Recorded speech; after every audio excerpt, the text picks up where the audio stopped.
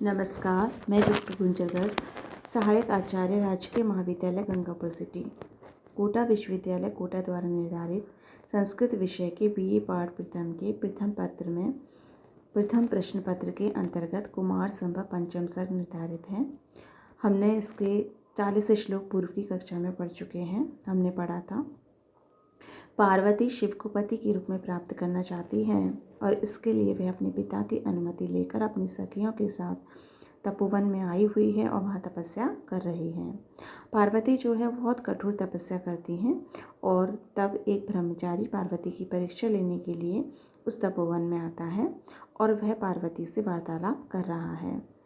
वह पार्वती से पूछता है कि आप यह तपस्या क्यों कर रही हो। उसी संदर्भ में यह श्लोक है। कुले प्रसूतिः प्रथमस्य वेदसस्त्रिलोक सौंदर्यम इव उदितं वपुः अमृग्यम ऐश्वर्य सुखम नवम वयस्तपः फलम स्यात् किम अतः परम वद। कुले कुल में प्रसूति जन्म, प्रथमस्य वेदसा सर्वप्रथम ब्रह्मा के कुल में जन्म, त्रिलोक सौंदर्यम तीनों लोकों की सुंदरता, एव मानो उदितम वपु आपका शरीर तीनों लोकों की सुंदरता का संग्रह है। अमृग्यम ऐश्वर्य सुखम ऐश्वर्य का सुख ना खोजने योग्य है। नवम वयः नवीन आयु है। तपः फलम तपस्या का फल स्यात् हो सकता है। किम क्या अतः परम इससे ज़्यादा वद बताओ। जो ब्रह्मचारी है वो पार्वती से यह प्रश्न करता है कि प्रथमस्य वेदसः कुले प्रसूति सर्वप्रथम ब्रह्मा के कुल में आपका जन्म हुआ है। दूसरा त्रिलोक सौंदर्यम इव उदितम वपुः आपका जो शरीर है वो मानो तीनों लोगों की सुंदरता का संग्रह है। तीनों लोगों की सुंदरता का इसमें समाई हुई है। ऐश्वर्य सुखम अमृग्यम आपको ऐश्वर्य जो सुख है वो भी खोजने योग्य नहीं है क्योंकि आप हिमालय की पुत्री हैं, तो संपूर्ण ऐश्वर्य यहाँ पहले से ही है। नवम वयः नवीन आपकी उम्र है अर्थात युवावस्था से आप युक्त हो, युवावस्था है। तपस्या का फल इससे ज़्यादा क्या हो सकता है बताओ, यानी इससे ज़्यादा तपस्या का फल और कुछ नहीं हो सकता, तो आप तपस्या क्यों कर रही हो। एक बार पुनः प्रथमस्य वेदसः कुले प्रसूति सर्वप्रथम ब्रह्मा के कुल में आपका जन्म हुआ है। त्रिलोक सौंदर्यम वपुः त्रिलोक सौंदर्यम एव उदितम आपका जो शरीर है वो तीनों लोगों के सौंदर्य की समष्टि के रूप में अवतरित हुआ है। अमृग्यम ऐश्वर्य सुखम ऐश्वर्य सुख जो है वो आपको खोजना नहीं है क्योंकि वो ऐश्वर्य सुख आपको जन्म से ही प्राप्त है। आपकी नवीन आयु है यानी युवावस्था प्रारंभ हो चुकी है। तपस्या का फल इससे ज़्यादा क्या हो सकता है बताओ। एव प्लस उदितम यहाँ गुण संधि का प्रयोग किया गया है। आगे देखिए। भवती अनिष्टाद अपि नाम दुसहान मनस्विनी नाम प्रतिपत्ति ईदृशी विचार मार्ग प्रहितेन चेतसा न दृश्यते तच कृशोदरी त्वयि। भवती होती है अनिष्टाद अपि अनिष्ट से भी, बुरी आशंका से भी, नाम दुसहान असह्य अनिष्ट से भी, मनस्विनी नाम स्वाभिमानियों की प्रतिपत्ति ईदृशी इस प्रकार की प्रयास या इस प्रकार का कार्य, विचार मार्ग प्रहितेन चेतसा विचार मार्ग पर लगे हुए हृदय से न दृश्यते नहीं दिखलाई देता, तत् वह चा और कृशोदरी है कृश उदर वाली त्वयि तुम्हारे विषय में। दुसहत अनिष्टात अपि असह्य अनिष्ट से भी, मनस्विनी नाम स्वाभिमानी स्त्रियों की ईदृशी प्रतिपत्ति भवती इस प्रकार की प्रवृत्ति होती है। यदि उनके साथ कोई अनिष्ट होने वाला है, बुरा होने वाला है, तो इस आशंका से भी स्वाभिमानी स्त्रियों की इस प्रकार की प्रवृत्ति होती है। लेकिन हे कृशोदरी, हे कृश उदर वाली, हे दुर्बल पेट वाली या कमर वाली, विचार मार्ग प्रहितेन चेतसा विचार मार्ग पर लगे हुए हृदय से, तत्त्वयि न दृश्यते वह तुम्हारे विषय में दिखाई नहीं देता। अर्थात आपका कौन अनिष्ट कर सकता है ऐसा मुझे प्रतीत नहीं होता। कृश प्लस उदरी गुण संधि है। भवती अनिष्टाद यहाँ यण संधि का प्रयोग किया गया है। अलभ्य शोका अभिभवा इयम आकृतिर्विमानिना शुभ्रू कुतः पितुर्गृहे प्राभिमर्शो न तवास्ति कह करम प्रसारित पन्नग रत्न सूचय। अलभ्य प्राप्त करने योग्य, शोक अभिभवा शोक से शोक यानी दुख अभिभवा यानी तिरस्कार। तिरस्कार से उत्पन्न शोक को भी आप प्राप्त करने योग्य नहीं हो। इयम आकृति, यह सुंदर आकृति, विमानिना, इसका तिरस्कार, सुब्रु, सुंदर भौं वाली, कुतः, कहाँ से हो सकता है, पितुगृह, पिता के घर में। प्राभिमर्शः, छेड़छाड़ करने वाला, ना, नहीं, तवस्ति, तुम्हारा है, तुम्हारे साथ कोई छेड़छाड़ भी नहीं कर सकता। कहा, कौन, करम, प्रसारित, हाथ को फैलाएगा। पन्नग रत्न सूचे, सांप के फन के रत्न की मणि के लिए कौन हाथ फैलाएगा। हे सुब्रु, हे सुंदर भौं वाली, इयम आकृति अलभ्य शोका अभिभवा, ये सुंदर आकृति तिरस्कार से उत्पन्न दुख को प्राप्त करने योग्य नहीं है। पितुक रहे प्रमाणना को था, पिता के घर में आपका अपमान कौन कर सकता है। प्राविवर्ष तम नास्ति, तुम्हारे साथ छेड़छाड़ भी नहीं हो सकती।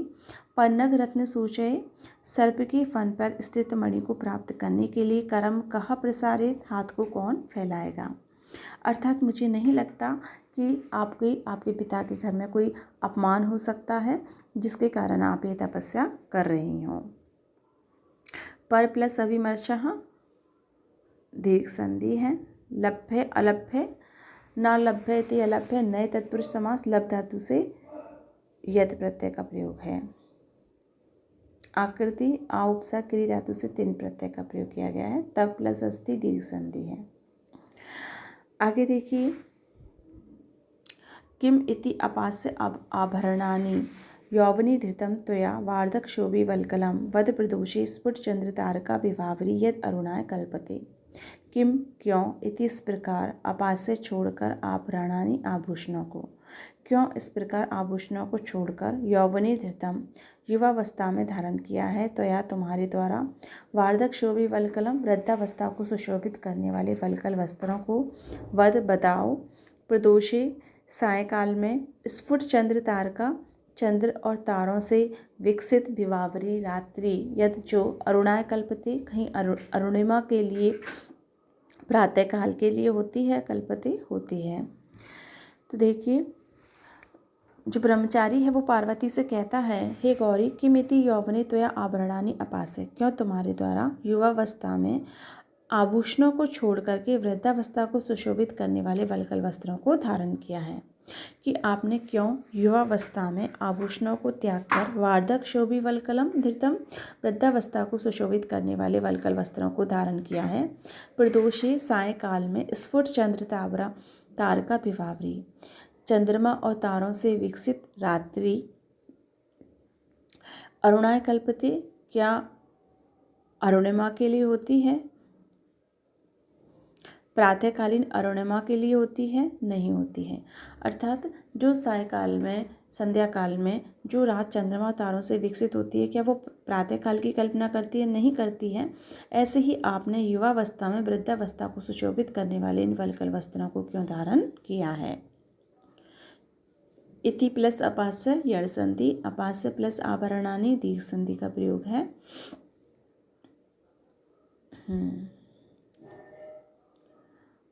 आगे देखिए, दिवम यदि प्रार्थ्यसे वृद्धाश्रमः पितु प्रदेशास्तम देवभूमेः अत उपयंतारम अलम समाधिना न रत्नम अन्विष्यति मृग्यते ही तत्।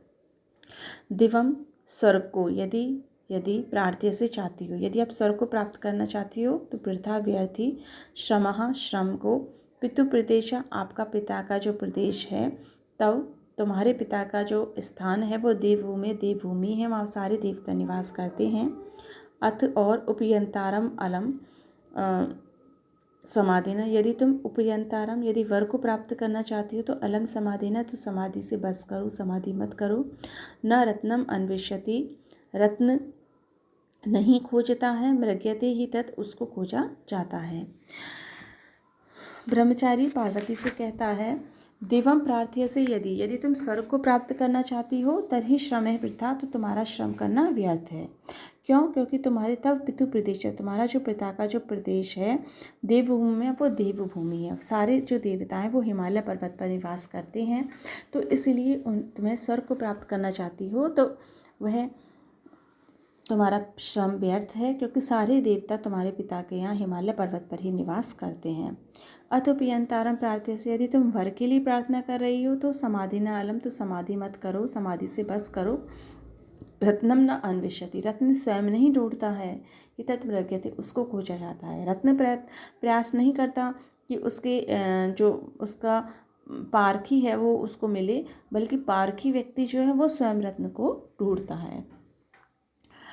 यहाँ अर्थांतर न्यास अलंकार है। नीचे की पंक्ति में सूक्ति का प्रयोग होने से अत उपयंतारम गुण संधि का प्रयोग किया है। समाधिना अलम, अलम के योग में समाधि में तृतीय विभक्ति का प्रयोग किया गया है।